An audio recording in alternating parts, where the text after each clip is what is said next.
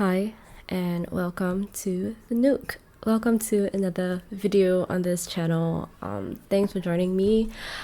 Forgive me if the sun sets anytime in the span of this video. I cannot control the sun setting, and I do have some lighting on, namely my bedroom light, but I don't know how it's going to turn out if the sun does set. So we'll see. This video is going to be my June wrap-up. And this month, I read a total of 5 books. I mean, 5 complete books, I guess. There are always some books in between that I take my time reading. And I just never complete them within the span of 1 month. So we'll see if there will be more books that I complete. I feel like this is a running theme in a lot of my wrap-up videos. I tend to read in a very sporadic way. For example, today's video is gonna have the book The Body Keeps the Score, and I've been reading that for the past few months, but I only was able to complete it this month. I don't know whether the monthly thing works for everyone, but I figured it'll be nice anyway to have a summary of the books I've read or completed in the month, just to keep you all updated. This month I did not complete any fiction books. Now this is the norm. It's just that the past few months I made an extra effort to try and read some fiction in the form of either like novels or short stories. I'm kind of bad at reading fiction generally, so do expect lesser novels, but I will try to read more Singaporean works at least. This month, unfortunately, I was not able to complete any Singaporean titles, so these are all books that are, I guess, from different areas, but none are specific to Singapore. So that's one thing that I'm a bit regretful, I guess, this month, because I try to read at least one Singapore-related book every month. Anyway, the first book that I completed was Hello World, Being Human in the Age of Algorithms by Hannah Fry. Now, this was a book that has been in my to-read list for a pretty long time, and it's about algorithms, and I would say that this book is a pretty accessible read. It's really meant for people who are new to the idea of like algorithms, or at least like the social and cultural consequences of algorithms.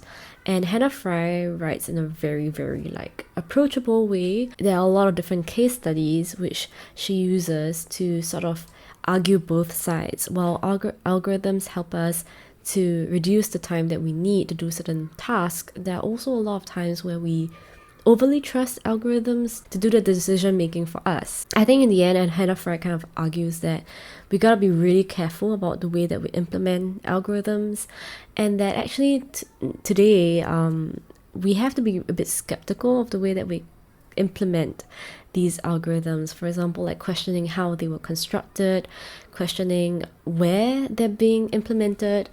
There's a chapter on the justice system and how there has been algorithms that have been designed to sort of predict the tendency to crime that some people may have, or to sort of even assess like how desperately do you need medical attention or medical care or even insurance related things. There are a lot of algorithms that are supposed to reduce human error, but at the same time they can also kind of amplify or exaggerate human error. So that is the essential point that Hannah Fry was making.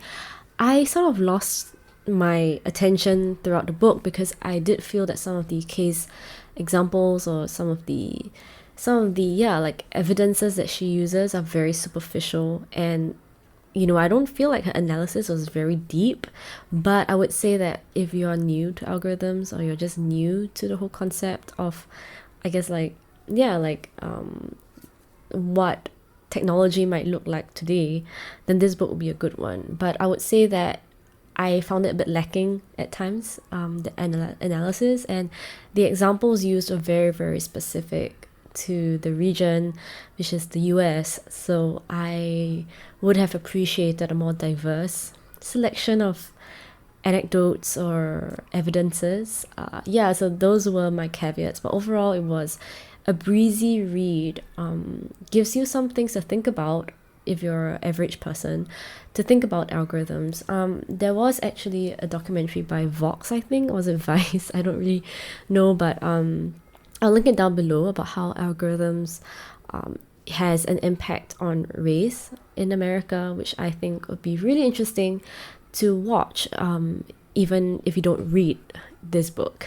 Now, the next book that I finished was this book called Everybody, a book about freedom by Olivia Laing. So I've been waiting for this book for a really long time because I did read Funny Weather by Olivia Laing and I really enjoyed it. Unfortunately, I think that Funny Weather was a better book than this one, although definitely Olivia Laing's writing is as amazing as ever. And I think she was a lot more ambitious with this book. She wanted to be a lot more broad and abstract with her writing in this book. I could sort of tell. So she takes the ideas of this one psychoanalysis and tries to see how these ideas intersect with a lot of other thinkers and other activists and other important figures, intellectual or not. And I would say that this book is for people who want to have some intellectual brain juice for a good night of reading. If you're someone that enjoys Laing's writing, or even like a bit more of a lyrical, creative nonfiction writing, I would say like closest to Brain Pickings, Maria Popova, I think. I think this kind of goes in the very same vein of that very poetic, lyrical non-fiction writing. At many points throughout the book, I was extremely lost as to who Laing was referring to, so it would have been really helpful to just have like a appendix of the different people that she referenced. I would say that if you already enjoy Laing's works, you would probably enjoy this book a lot, because I did find myself enjoying certain segments of it, but overall I think it's the same caveat in her previous book, which is that at times she can get a little bit too like meandering, and it's easy to lose track of what she's writing because she writes in this very like stream of like ideas and entangled ideas and entangled thoughts and people, to the point where you're not really clear when things start and when things end. But that could be something that you enjoy, I think, stylistically in writing. So I wouldn't really know whether it's a bad thing or not, but I would say that this is really like a hit or miss for some people. The next book that I actually completed was this book, and finally I finished it, The Body Keeps the Score, Mind, Brain and Body in the Transformation of Trauma by Bessel van der Kolk. I would say this is a cult classic. Many people have recommended it, so many people across all, I guess, walks of life. I've really enjoyed the book and recommended the book. So I had high hopes for the book and it did not disappoint.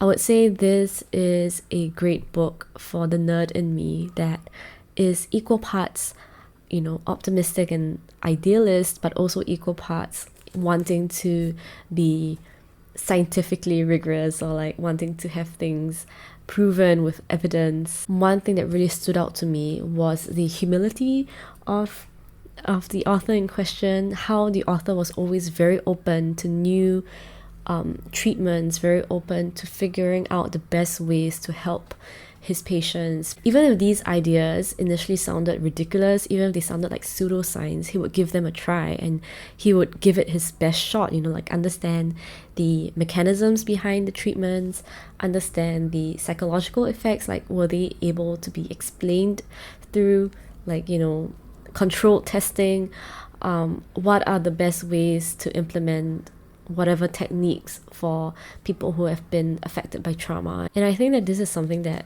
is gaining a lot more consciousness nowadays, which I'm really thankful for. I think it's great that we're starting to see trauma as an experience that's really different from other sorts of psychological distress, and we're also starting to understand that treatment or appropriate response to trauma it has to be a lot more than just a medical response. It has to be like a whole body response. It has to be a cultural and societal response to trauma.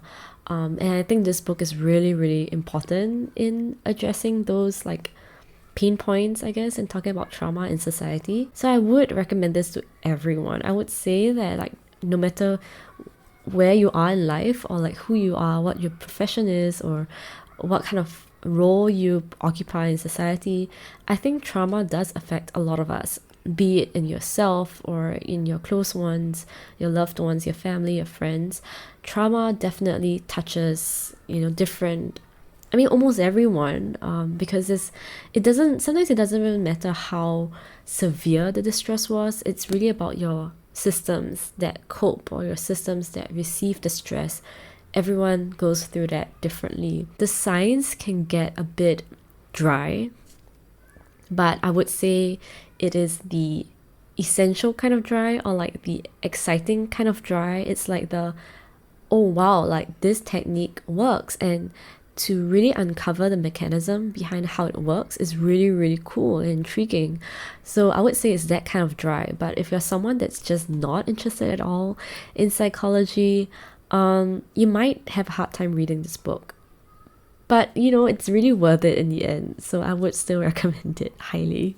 Now, the last two books that I read are climate change related, and I read them both as ebooks, so I don't have the copies of the books with me.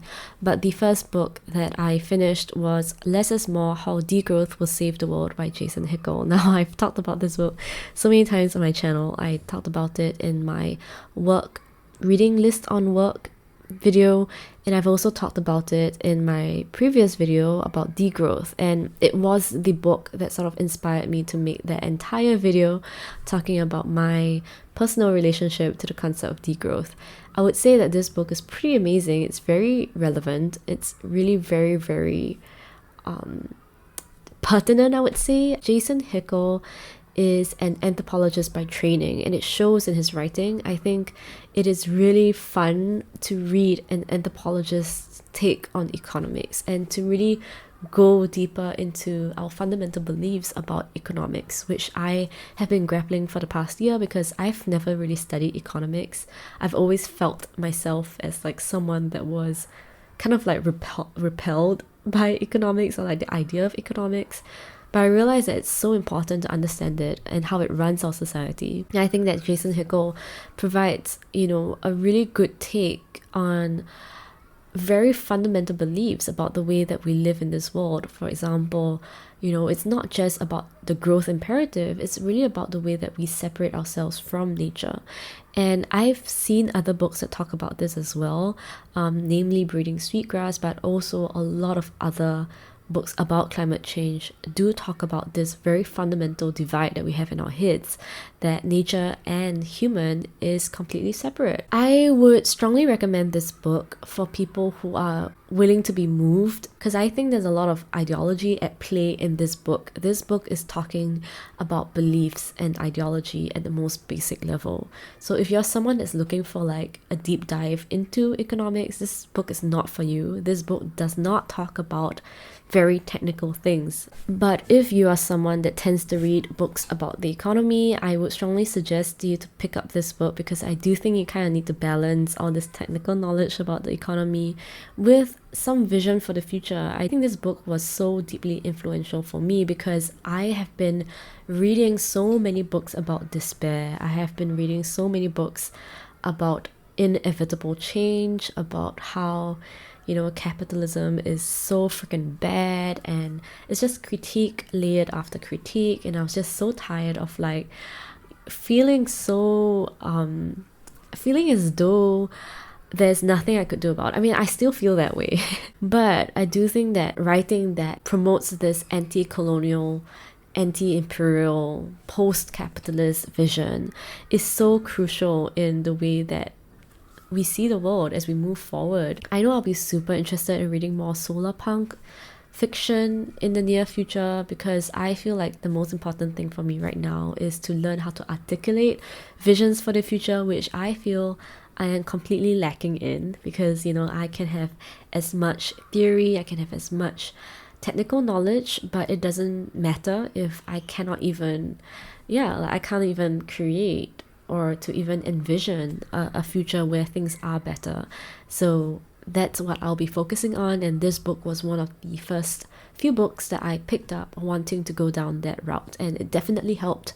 I would say that if you're someone that's very cynical about the state of affairs in the world today, I will encourage you to give this book a read. I think this is the kind of book that I would want to go back once a year to remind myself of the bigger picture.